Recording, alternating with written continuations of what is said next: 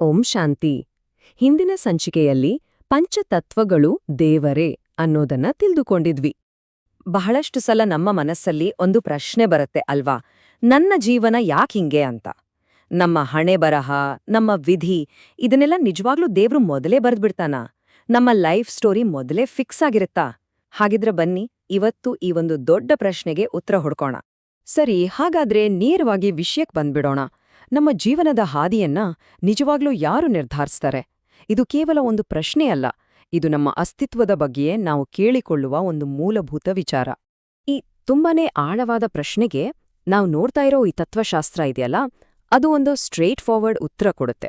ಆದ್ರೆ ಒಂದು ಚಿಕ್ಕ ವಾರ್ನಿಂಗ್, ಈ ಉತ್ತರ ನಾವು ಸಾಮಾನ್ಯವಾಗಿ ನಂಬ್ಕೊಂಡು ಬಂದಿರೋದಕ್ಕೆ ಕಂಪ್ಲೀಟ್ಲಿ ಆಪೋಸಿಟ್ ಆಗಿರ್ಬೋದು. ಉತ್ತರ ಇಲ್ಲ, ದೇವರು ನಮ್ಮ ಹಣೆಬರಹವನ್ನು ಬರೆಯೋದಿಲ್ಲ. ಹೌದು, ಇದು ಮೊದಲ ನೋಟಕ್ಕೆ ಸ್ವಲ್ಪ ಶಾಕಿಂಗ್ ಅನ್ಸ್ಬೋದು ಅಲ್ವಾ? ಇದು ದೇವರ ಬಗ್ಗೆ ನಮ್ಮ ನಂಬಿಕೆಗಳನ್ನೇ ಪ್ರಶ್ನೆ ಮಾಡುವಂತಿದೆ. ನೋಡಿ, ಈ ಪ್ರಶ್ನೆಗೆ ಉತ್ತರ ಅಷ್ಟು ನೇರವಲ್ಲ. ಯಾಕಂದ್ರೆ ನಿಜವಾದ ಪ್ರಶ್ನೆ ಹಣೆಬರಹವನ್ನ ಯಾರು ಬರೀತಾರೆ ಅನ್ನೋದೇ ಅಲ್ಲ. ಅದಕ್ಕಿಂತ ಮುಖ್ಯವಾಗಿ ಅದನ್ನ ಯಾವ ಸಾಧನದಿಂದ ಬರೆಯಲಾಗುತ್ತೆ ಅನ್ನೋದು. ಈ ಒಂದು ಸಣ್ಣ ಬದಲಾವಣೆ ಇದೆಯಲ್ಲ, ಇದು ಇಡೀ ವಿಷಯವನ್ನ ನೋಡೋ ನಮ್ಮ ದೃಷ್ಟಿಯನ್ನೇ ಚೇಂಜ್ ಮಾಡ್ಬಿಡುತ್ತೆ. ಹಾಗಿದ್ರೆ ಆ ಅದ್ಭುತವಾದ ಸಾಧನ ಯಾವುದು? ಅದೇ ಕರ್ಮವೆಂಬ ಲೇಖನಿ. ಇದು ದೇವರು ಪ್ರತಿಯೊಂದು ಆತ್ಮಕ್ಕೂ ಕೊಟ್ಟಿರುವ ಒಂದು ದೈವಿಕ ಉಡುಗೊರೆ. ಅಂದ್ರೆ ಅರ್ಥ ಮಾಡ್ಕೊಳ್ಳಿ, ದೇವರು ನಮ್ಮ ಕೈಗೆ ಒಂದು ಖಾಲಿ ಪುಸ್ತಕ ಮತ್ತು ಲೇಖನೆ ಕೊಡ್ತಾನಷ್ಟೇ, ಮೊದಲೇ ಬರೆದು ಮುಗಿಸಿದ ಕಥೆಯನ್ನಲ್ಲ. ನಿಜಕ್ಕೂ ಇದೊಂದು ಎಷ್ಟು ಶಕ್ತಿಯುತವಾದ ಪರಿಕಲ್ಪನೆ ಅಲ್ವಾ?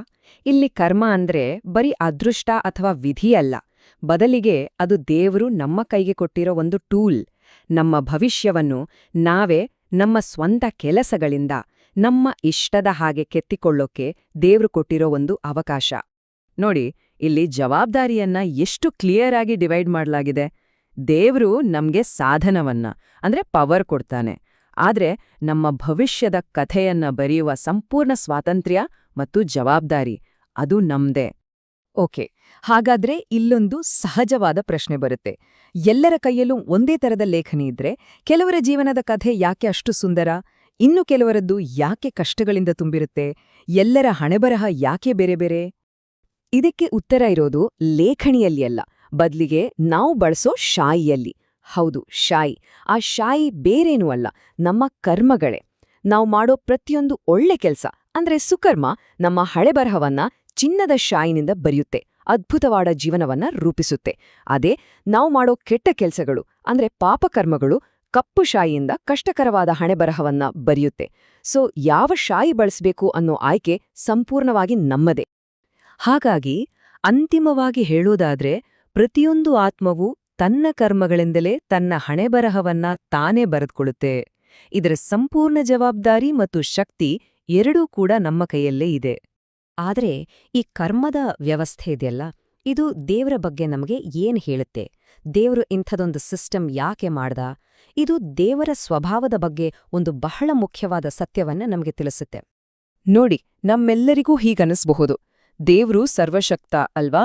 ಹಾಗಿದ್ರೆ ಎಲ್ಲರಿಗೂ ಒಂದು ಸುಂದರವಾದ ಪರ್ಫೆಕ್ಟ್ ಆದ ಹಣೆಗರಹವನ್ನ ಆತನೇ ಬರೆದ್ಬಿಡಬಹುದಲ್ಲ, ಎಲ್ಲರನ್ನೂ ಸುಖವಾಗಿಟ್ಟುಬಿಡಬಹುದಲ್ಲ. ಯಾಕೆ ದೇವ್ರು ಹಾಗೆ ಮಾಡಲ್ಲ?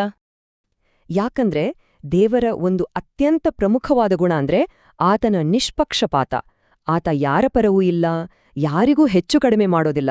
ಆತನ ದೃಷ್ಟಿಯಲ್ಲಿ ಎಲ್ಲಾ ಆತ್ಮಗಳೂ ಸಮಾನ. ದೇವರ ಕಾರ್ಯವೈಖರಿ ಕೆಲವು ದೈವಿಕ ನಿಯಮಗಳ ಮೇಲೆ ನಿಂತಿದೆ. ಅದನ್ನ ಆತ ಎಂದೂ ಮುರಿಯೋದಿಲ್ಲ. ಮೊದಲನೇದು, ದೇವರು ತಾನೇ ರೂಪಿಸಿದ ನಿಯಮಗಳಿಗೆ ಬದ್ಧನಾಗಿರ್ತಾನೆ. ಎರಡನೇದು, ಆತ ಯಾರ ನಡುವೆಯೂ ತಾರತಮ್ಯ ಮಾಡೋದಿಲ್ಲ. ಮತ್ತು ಎಲ್ಲದಕ್ಕಿಂತ ಮುಖ್ಯವಾಗಿ ಮೂರನೇದು, ಆತ ನಮ್ಮ ಕರ್ಮಗಳ ಮಧ್ಯೆ ಯಾವತ್ತೂ ಇಂಟರ್ಫಿಯರ್ ಆಗಲ್ಲ. ಆತ ಕೇವಲ ಒಬ್ಬ ಸಾಕ್ಷಿ, ಎಲ್ಲವನ್ನೂ ಗಮನಿಸ್ತಾ ಇರ್ತಾನೆ ಅಷ್ಟೇ. ಸೊ ಇದೇ ಕಾರಣಕ್ಕೆ ದೇವರು ಒಂದು ಶಾಶ್ವತವಾದ ಬದಲಾಗದ ನಿಯಮವನ್ನ ರೂಪಿಸಿದ್ದಾನೆ. ಅದೇ ಕರ್ಮದಂತೆಯೇ ಫಲ. ಸಿಂಪಲ್ ಆಗಿ ಹೇಳೋದಾದ್ರೆ, ನಾವು ಏನ್ ಬಿತ್ತೀವೋ ಅದನ್ನೇ ಬೆಳಿತೀವಿ. ಇದು ಇಡೀ ಸೃಷ್ಟಿಯ ಅಡಿಪಾಯ. ಹಾಗಾದ್ರೆ ಈ ಎಲ್ಲದರಿಂದ ಕಲಿಯಬೇಕಾದ ಪಾತ್ರ ಏನು? ಒಂದೇ ಮಾತು, ನಮ್ಮ ಹಣೆಬರಹ ಅನ್ನೋದು ಬೇರೆ ಯಾರೂ ನಮಗಾಗಿ ಬರೆದ ಕಥೆ ಅಲ್ಲ. ಅದು ನಾವು ನಮ್ಮ ಕರ್ಮ ಅನ್ನೋ ಲೇಖನಿಯಿಂದ ಬರೆಯುವ ನಮ್ಮದೇ ಆದ ಆತ್ಮಕಥೆ. ಮುಂದಿನ ಸಂಚಿಕೆಯಲ್ಲಿ ದೇವರು ಪ್ರಾಣಿಬಲಿ ಸ್ವೀಕಾರ ಮಾಡ್ತಾನಾ ಅನ್ನೋದನ್ನ ತಿಳ್ಕೊಳ್ಳೋಣ. ಓಂ ಶಾಂತಿ.